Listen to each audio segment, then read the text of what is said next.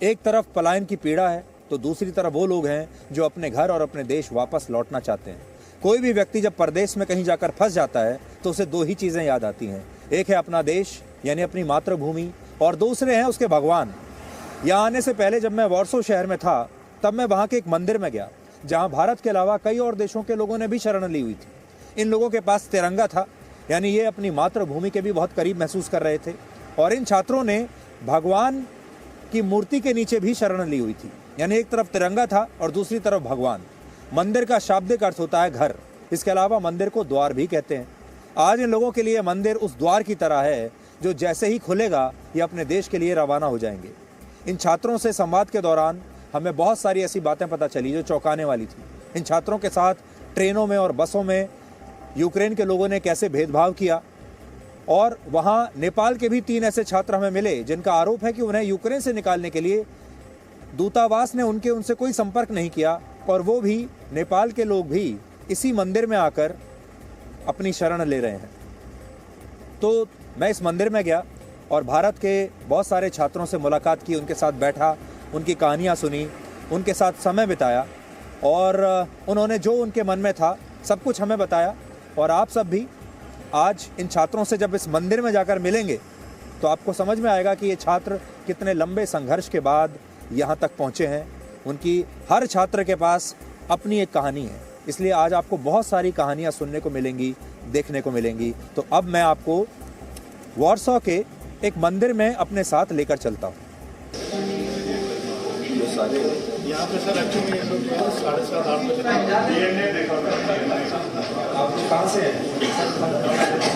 उत्तराखंड से हो? अरे वाह, वेरी गुड यार। तो कैसे आए बच के वहाँ से? तो इस समय हम पोलैंड की राजधानी वॉर्सो में एक मंदिर में हैं, और इस मंदिर में जब हम आए तो हमने बहुत सारे भारतीय छात्रों को देखा, और भारतीय नहीं, यहाँ जो बैठे हैं ये नेपाल के छात्र हैं, इनके साथ भी अभी आपकी बात करवाएंगे। लेकिन जैसे ही मैं यहाँ आया तो इन लोगों से परिचय हुआ, और ये सब लोग देखते थे, जी न्यूज़ भी देखते थे। तो आप बताइए, कहानी बताइए अपनी, कैसे यहाँ तक पहुँचे, क्या हुआ? First of all thank you so much for Zee News. Actually हम लोग जो है मारियोपोल में रह रहे थे, और यूक्रेन में हम लोग जो है लैंग्वेज कोर्स पर आए हुए थे। तो हम लोगों ने इंडियन एम्बेसी से बात की, उन लोगों ने हमें गाइड किया, अगर कुछ भी आप लोगों को खतरा महसूस होता है, कुछ भी इस तरह का मिसकॉन्सेप्शन होता है, तो आप लोग जो मारियोपोल है वो छोड़ दीजिए। तो हम लोग मारियोपोल से लवीव के लिए निकल गए, क्योंकि पोलैंड बॉर्डर हमें क्रॉस करना था। तो हम जब लवीव आए तो लवीव से हम लोगों ने टैक्सी की, टैक्सी के थ्रू हम लोग 30-40 किलोमीटर क्रॉस कर गए। बट उसके बाद टैक्सी ने भी हमें बोल दिया कि हम आगे जा नहीं सकते, क्योंकि रश जो है बहुत ज़्यादा हो चुका था टैक्सी की वजह से। तो हम लोगों ने वहाँ से 50 to 60 किलोमीटर हम लोग पैदल चलकर बॉर्डर की तरफ आए। फिर वहाँ से बॉर्डर के थ्रू हम लोगों ने पोलैंड बॉर्डर की तरफ आए। वहाँ भी हमें काफ़ी टाइम लग गया, 2-3 दिन लग गए हमें वहाँ पे बॉर्डर क्रॉस करने में, और फाइनली हम लोगों ने बॉर्डर क्रॉस कर लिया, और अभी हम पोलैंड में बैठे हैं, और बहुत अच्छी जगह है, सेफ जगह पे बैठे हैं, यहाँ कोई प्रॉब्लम नहीं है। भगवान के चरणों यहाँ पे हाँ भगवान के चरणों में बैठे हैं, बहुत ही अच्छा है यहाँ पे, फैसिलिटी है, फूड है, सब कुछ है, कोई प्रॉब्लम नहीं है, सब कुछ, सब लोगों ने बहुत हेल्प की, और फाइनली हम सेफ जगह पे हैं। आपको बीच में एक दो बार ऐसा लगा कि जान खतरे में आ सकती है, हो सकता है ना भी पहुंच पाए कुछ? हाँ, ऐसी बहुत सारी परेशानी आई जब हमें लगा, क्योंकि हम जब बॉर्डर पे थे वहाँ पे हम लोगों ने क्या देखा कि जो यूक्रेनियन है उनके कंपेयर में अगर वो लोग 15 to 20 लोगों को क्रॉस करा रहे हैं बॉर्डर, तो उसमें 2-3 लोगों को ही साथ में निकाल रहे हैं। तो हम लोगों को ऐसा लगा कि हो सकता है हम लोग ना पहुँच पाए, पर फाइनली हम लोगों ने भी स्ट्रगल किया, लगे रहे वहाँ पे 2-3 दिन, बैक नहीं गए हम लोग, वापस नहीं गए, और हमने बॉर्डर जो है क्रॉस कर लिया। लड़ाई की क्या स्थिति है वहाँ पर? सर अभी भी लड़ाई बहुत ही चल रही है, और अभी भी काफ़ी इंडियन स्टूडेंट जो हैं फंसे हुए हैं वहाँ पे, कीव में है, खार्किव में, और जैसा कि आपने न्यूज़ में देखा होगा एक स्टूडेंट की उसकी डेथ भी हो चुकी है कुछ अटैक की वजह से। तो अभी बहुत सारे चैनल है वहाँ पे, तो अगर इंडियन एम्बेसी से हमारी रिक्वेस्ट है, अगर आप लोग ये चीज़ देख रहे हो तो प्लीज़ उन लोगों की भी हेल्प कीजिए, ताकि जल्द से जल्द वो लोग भी जो है वहाँ से क्रॉस करके बॉर्डर यहाँ आ सके। तो लड़ाई वो निकल क्यों नहीं पा रहे वो लोग? क्योंकि खारकीव में जो है अभी ट्रैफिक जो है उन लोगों ने बंद कर दिया, ट्रेन व्रेन्स और जो टैक्सी वैक्सी है जहाँ तक मैंने सुना उन लोगों ने बंद कर दिया है, तो उन लोगों को वहाँ से निकलने में बहुत प्रॉब्लम फेस हो रही है। क्या पढ़ रहे हो आप लोग? हम लोग अभी यहाँ लैंग्वेज कोर्स कर रहे थे। कब आए थे? अभी 4 महीने हो गए। 4 महीने पहले आप आए और अभी ये हो गया। अब क्या करोगे सर? अभी तो कुछ नहीं बोल सकते, अभी तो हमें रिटर्न जाना ही पड़ेगा। बाकी वेट करते हैं सब कुछ ठीक होने का। आई होप सब कुछ ठीक होगा, अगर होता है ठीक तो ठीक है, वरना इंडिया में देखते हैं कुछ ना कुछ। तो ये हमारे कुछ दोस्त हैं नेपाल से, ये भी यूक्रेन में थे और यहाँ अब वॉर्सो में अभी मुझे मिले हैं, ये मंदिर में हैं, लेकिन नेपाल से आए हैं। इनसे पूछते हैं आप कैसे यहाँ तक पहुँच पाए? हम उधर से आए, बॉर्डर से लगभग 20-25 किलोमीटर पैदल से साथ बॉर्डर क्रॉस किया। तो आपको भी आपकी एम्बेसी ने मदद की वहाँ से निकालने में, या आपको भी इंडियन एम्बेसी नहीं निकाल दिया? नहीं, हम तो कॉलेज से आ गए थे डायरेक्ट, एम्बेसी को कांटेक्ट नहीं हुआ, डायरेक्ट आ गए थे इधर, सीधे डायरेक्ट आ गए। आप क्या पढ़ते हो वहाँ? 4 इयर्स का बैचलर कोर्स। किस चीज़ में? इकोनॉमिक्स में। हाँ। ओके। और आप क्या पढ़ते हो? मैं भी वही इकोनॉमिक्स पढ़ता हूँ। इकोनॉमिक्स। तो यहाँ कैसे यहाँ तक पहुँचे? यहाँ तक वही कब आपने डिसाइड किया कि अब यहाँ से निकल जाना चाहिए? क्योंकि ये जो इंडियन लोग स्टूडेंट हैं, इनको तो इनकी एम्बेसी ने एडवाइजरी दी कि अब आप निकल जाओ। आपको भी ऐसी कोई एडवाइजरी थी?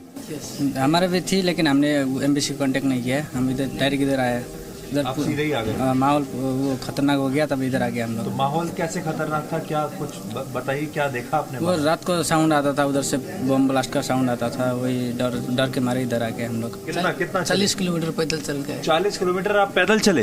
हाँ, ऑब्वियसली। क्यों? गाड़ी नहीं था, पूरा ट्रैफिक जाम थी जगह पे, रोड पे, इसके लिए 40 किलोमीटर पैदल चल के आना पड़ा। लेकिन आपको निकलना था, आपको एक बार भी ये नहीं लगा कि अभी रुक जाते हैं यहाँ? नहीं, निकलना ही था ना, जान बचाने के लिए। तो अब हमारे साथ जो छात्र हैं ये हरियाणा से हैं और राजस्थान से हैं, और इनको अभी गए हुए 40 दिन ही हुए थे, और उस दौरान ये लड़ाई वहाँ शुरू हो गई और अब इनको यहाँ वापस आना पड़ा। तो आपको तो 40 ही दिन हुए, तो आप कुछ देख ही नहीं पाए? सर अभी तो उस कंट्री में हम गए ही थे, उस कल्चर में रह रहे थे, लैंग्वेज थोड़ी सीख रहे थे। लैंग्वेज के बाद फिर हमारा बैचलर ऑफ इकोनॉमिक्स कोर्स था।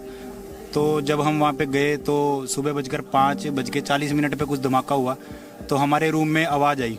तो हमारे साथ एक छात्र रहता था, उसकी उम्र थोड़ी कम थी, तो वो डर गया, वो भागने लग गया इधर उधर, हम भी डर गए थोड़ा। फिर हमें दूसरे हॉस्टल में शिफ्ट करा गया, हम दूसरे हॉस्टल में गए, तो लड़के वहाँ से टैक्सी बुक करा के लवीव चले गए।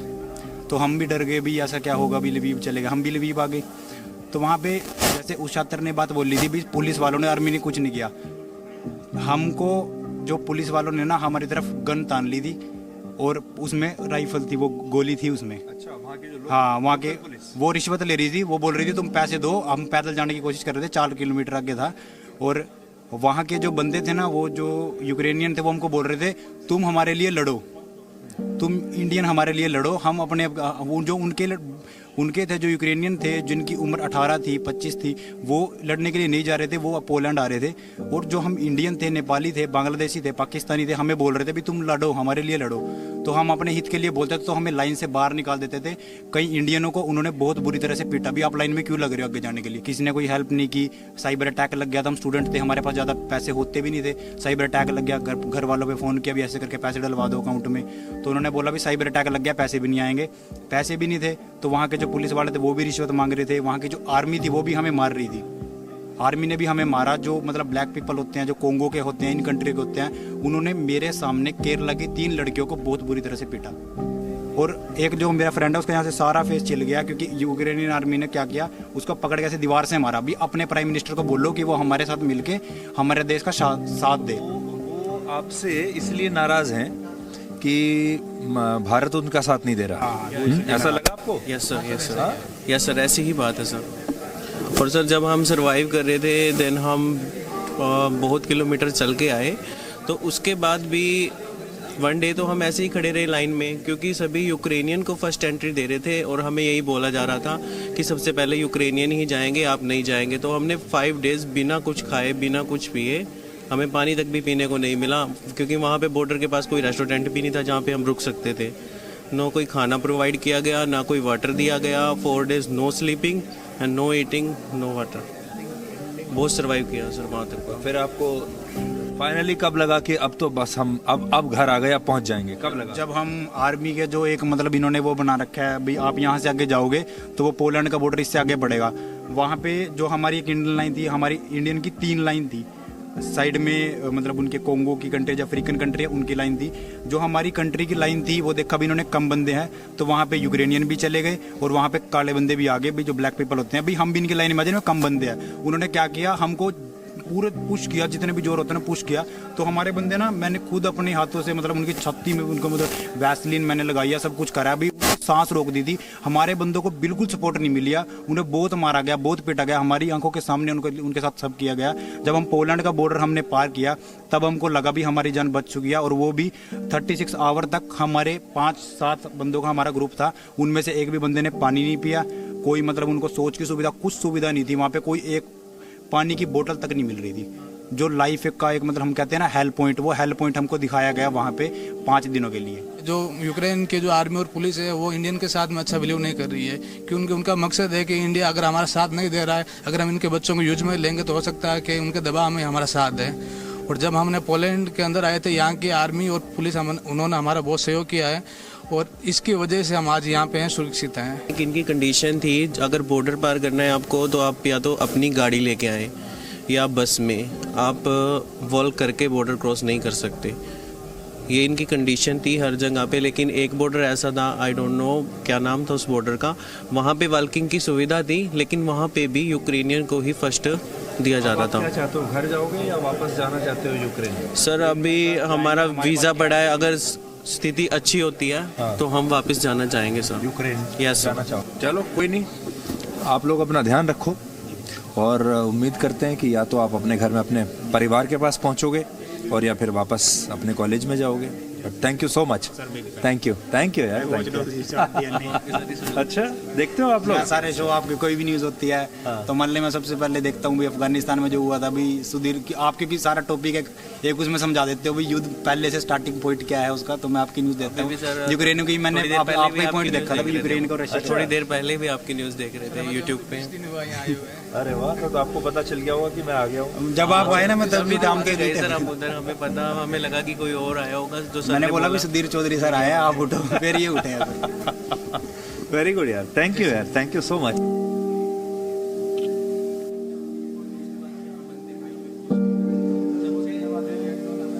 मेरे साथ में भी 2 नेपाल के बंदे थे। जब हमने इंडियन का जो ग्रुप बनाया था तो उन्होंने बोला था हम इंडियन बोल देते हैं तो हम इनके साथ में निकल जाएंगे। उसके बाद वो भी हमारे साथ में हुए थे और 2 बंदे थे बांग्लादेश के, वो भी इंडिया के बताकर हमारे साथ में आए थे और हमारे साथ में लाइन में से बाहर निकले थे सर। तो सब तिरंगा लेके जब लाइन बनी तो उन्होंने बोला अफ्रीकन लाइन, रशियन लाइन और इंडियन लाइन, तो बांग्लादेश का और पाकिस्तान का नाम नहीं लिया गया उस टाइम। तो वो बोल रहे थे हम किस लाइन में लगे, तो वो एशियन लाइन में नहीं लग सकते थे। तो उन्होंने सोचा भी हमारा रंग रूप इन जैसा है, हम इनमें ही लग जाते हैं। तो अभी भी यही हो रहा है, अभी भी टर्किश थोड़े हमारे जैसे ही दिखते हैं। आपको अपने देश की कीमत पता चली प्रदेश में आके? मैं तो सर कभी इंडिया में भी इंडिया की मतलब बेइज्जती नहीं करता था, तो यहाँ पे आके तो कैसे ही कर देंगे। Good, India is the best, India से बेस्ट कोई नहीं।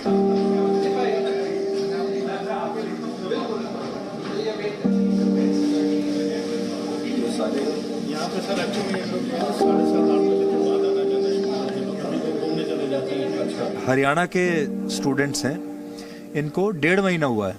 मेरे को 1 महीना, किसी को 1 महीना, किसी को 1.5 महीना, किसी को 3 महीना हुआ। और तब तो आपने सोचा नहीं होगा कि आप जहाँ जा रहे हो वहाँ ऐसा हो जाएगा, ऐसा हो, हमने ऐसा कुछ नहीं सोचा था। बाकी बहुत तंग हुए, रास्ते में बहुत परेशानियाँ झेली हमने। अब आपको ऐसा लगता है कि गए क्यों? पहली बात कुछ लग तो रहा है ऐसे कि क्यों गए, क्योंकि हमारे वहाँ पे डॉक्यूमेंट भी तैयार नहीं हुए थे, हमें आधे में वहाँ से चलना पड़ा। और कुछ वहाँ पे एक तो रशियन लैंग्वेज का प्रॉब्लम, मेरे 3 मंथ के बाद भी डॉक्यूमेंट वगैरह रेडी नहीं हुए थे। उनको हर चीज़ में पैसा चाहिए था, चाहे वो यूनिवर्सिटी हो या कोई बीच में आपका पेपर रेडी करवाने वाला हूँ। तो आपके साथ भी वहाँ कुछ ऐसा मिसबिहेव हुआ? बहुत ज़्यादा मिसबिहेव हुआ। एक्चुअली हमें बॉर्डर से वहाँ तक एग्ज़िट गेट तक जाने में हमें कम से कम 1.5 दिन लग गया, और जहाँ जो एग्ज़िट बॉर्डर का गेट होता वो मेरे से सिर्फ 10 मीटर की दूरी पे था, उसको एक क्रॉस करने में मेरे को 8 घंटे लग गए। मैं उसको देखता रहा कब ये बॉर्डर खोलेगा, कब ये खुलेगा। लेकिन तो आपको ऐसा लगा कि यूक्रेन के जो लोग हैं वो थोड़ा आपके खिलाफ हैं, या उनकी जो वो हैं? क्यों? उन्होंने हमें बॉर्डर के पहले ही रोक लिया था। उन्होंने पहले हमें 1.5 दिन हमें बिठा के रखा एक ही जगह पे ना। उन्होंने वो खुद मतलब शॉप्स वगैरह उनके लिए अवेलेबल थी, उन्होंने हमें शॉप के अंदर एंट्री भी नहीं दे रहे थे। और लास्ट में जाके उन्होंने हमसे $100 की मांग करी कि हाँ अभी आप हमें $100 दो, हम आपको तब आगे भेजेंगे। उसके बाद फिर हमारे पास उस टाइम कोई पैसे थे नहीं, हम वहाँ पे उसके बाद भी बैठे रहे। उसके सब पैसा बना रहे थे जो यूक्रेन के जो ये हैं, सब जो सैनिक हैं, पुलिस, सब पैसा ले रहे थे आपसे। जब क्रॉस बॉर्डर के पास आए तो उसके बाद हमारे साथ मारपीट भी हुई थोड़ी बहुत। मेरे को खुद उन्होंने पनिश किया, 2-3 बार डंडे वगैरह भी लगाए। अपने आप ही लाइन में लगा देते थे, उसके बाद अपने आप ही पीछे से खींच के डंडे लगाते थे, इस साइड नहीं उस साइड जाओ, फिर उस साइड से इस साइड, मतलब बार बार परेशान करते थे ऐसा। पता ही नहीं, उनको क्रॉस नहीं करवाना था या पैसे वगैरह नहीं दे रहे थे हम, इसीलिए। हम वहाँ भारत में ये भी बड़ी खबरें सुनते हैं कि जो यूक्रेन के जो लोग हैं और उनकी जो फौज है वो बड़ी बहादुरी से वो लड़ रही है, और वो बड़ा वहाँ के जो लोग हैं बड़े बहुत जज्बात के साथ। ऐसा लगा आपको? नहीं जी, हमें तो ऐसा कुछ नहीं लगा। उन्होंने हमारे सामने ही, हम बॉर्डर पे बहुत परेशान हो रहे थे, और वो कभी बियर वगैरह पी रहे, वहीं पे खड़े होके क्रॉसिंग गेट के पास ही बियर वगैरह पी रहे, ऊपर से बर्फबारी। हम बहुत परेशान थे, मतलब हम उनको बोल रहे थे हमें क्रॉस करवा दो, क्रॉस करवा दो। उन्होंने हमारी एक नहीं सुनी, अपने बंदों को निकाल रहे थे, यूक्रेन वाले बीच में से जा रहे थे हमारे, हम लाइन बना के खड़े थे, हमारी तो कुछ माननी नहीं उन्होंने। जो यूक्रेन सिटीजन थे उनकी डायरेक्ट एंट्री थी, हमें 2-3 दिन तक रोका जा रहा था।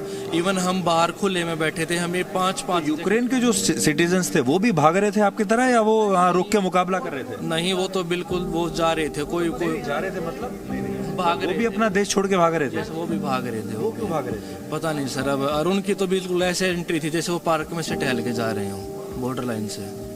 पर वही मैं आपसे पूछ रहा हूँ कि हमने तो ये सुना था कि वहाँ के जो लोग हैं वो वहाँ रुक कर लड़ाई कर रहे हैं, वहाँ तो जो सिविलियन है वो भी अपनी फौज के साथ लड़ाई कर रहे हैं। इतने फॉरेनर नहीं थे जितने वो बाहर गए हैं, उनसे 2 गुना ज़्यादा तादाद में वो बंदे बाहर गए फॉरेनर के, जो यूक्रेन थे। फॉरेनर इतने नहीं थे, इससे ज़्यादा तो उनके बंदे थे। हमारी जो गर्ल्स थी, इंडियन गर्ल्स थी, शायद पाकिस्तान की गर्ल्स थी, उनके साथ मिसबिहेव भी हुआ है, हेयर वगैरह पकड़ के खींचे।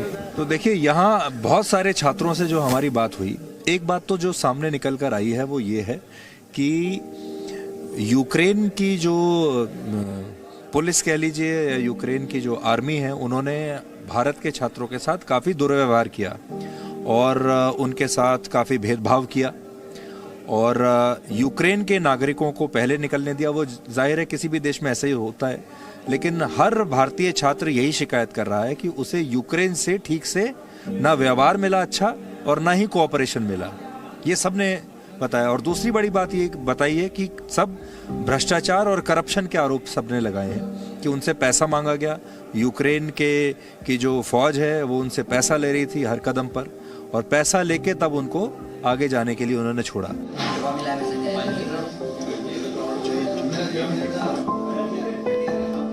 Rajesh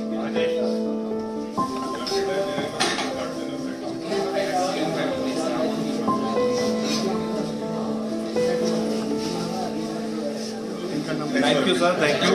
And we'll meet in Delhi. Presenting B News app, available on Google Play and App Store. Download it now.